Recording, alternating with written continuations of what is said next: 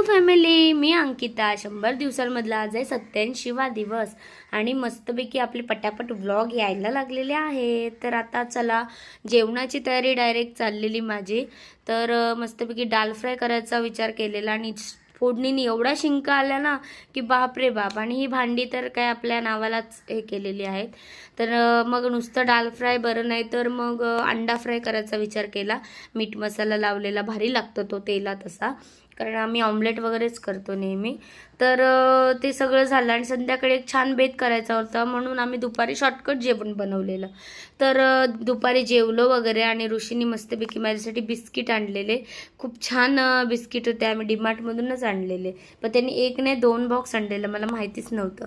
तर संध्याकाळी मग बोलली ना स्पेशल, तर बिर्याणीचा बेत केला. तर मैत्रिणीला वगैरे बोलवलेलं. घरी कोण असं माणसं आली की आपल्याला खूप भारी वाटतं. आणि रुचीची स्माईल बघा किती सुंदर आहे. तर सगळ्यांना हाय हॅलो चालू होतं, कारण घर पण एकदम प्रसन्न आणि हॅपी हॅपी होऊन जातं.